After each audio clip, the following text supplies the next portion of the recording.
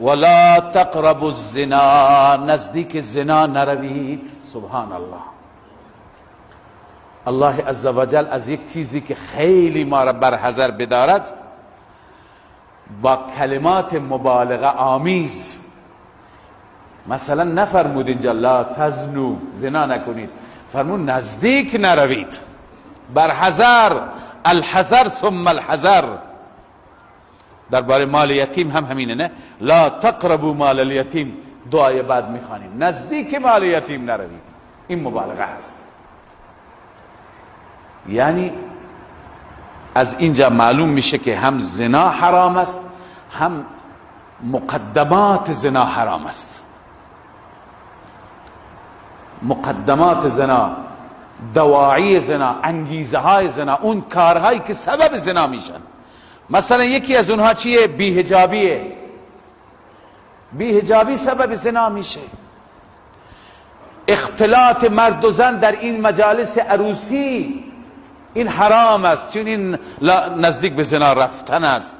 زنان در یک حالت فجی آرایشی، مردان و جوانها اونجا میرن تماشا میکنند، بلا نسبت بلا تشبیه جلوی همدیگه رقص میکنند.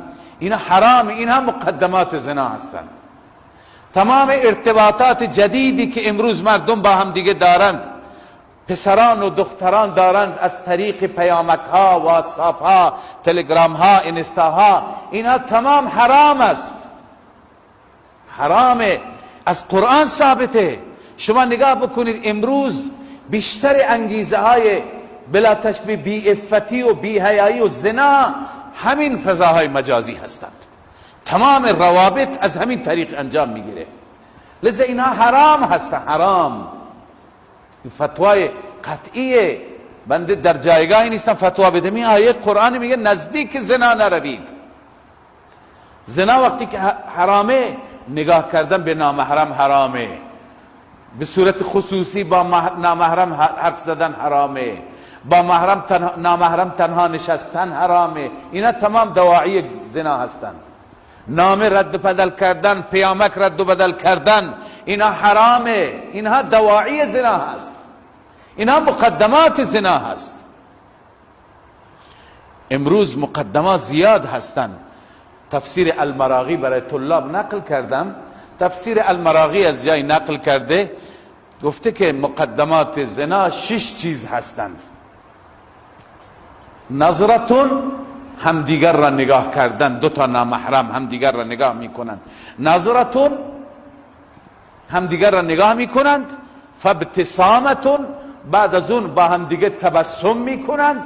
فسلامون، مرحله سوم، اول نگاه میکنند بعد یه خنده، بعد فسلامون به همدیگر سلام میدند، بعد فکلامون با همدیگر صحبت میکنند، بعد فموعدون با همدیگه موعد میگذارند. این 5.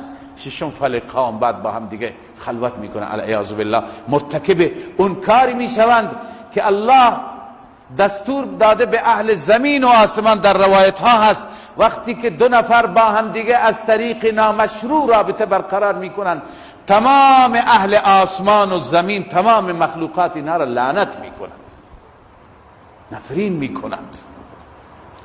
و در حدیث شریف می آید که زانی و کسی که زناکار و بی عفت است، او در جهنم میفته هیچی از شرمگاهایش چنان بوی و چنان تعفنی هست که تمام اهل جهنم تنفر داره از او، چنان بدبو هست. الله عزوجل برای غریزه انسان راه مشروع را، راه حلال را قرار داده. چرا انسان اینقدر متمرده، اینقدر سرکشه که این انسان به طرف حرام میره؟ لذا عرض کردم دواعی که امروز هست، میخوام روی این مسائل تأکید بکنم. امروز فضاهای مجازی در یک سری گروه های زن و مرد با هم چت میکنن، مینویسند، با هم دیگه هم کلامن، باز با هم دیگه به صورت خصوصی یک دختر و یک پسر. همین مراحلی که علامه مراغی نوشته، همین مراحل. اول با هم دیگه فقط پیامک میدن، بعدا با هم دیگه تلفن میکنن، صحبت میکنن، بعدا هم دیگر را میبینن. همین کم کم میره تبدیل میشه به اون کاری که زمین و آسمان به لرزه در میاد. الله ناراض میشه، جهنم را برای خودشون ثبت میکنن، مستحق جهنم میشوند. الله عزوجل جامعه ما را، جوانان ما را، فرزندان پسر و دختر ما را از این بلاها نجات بده.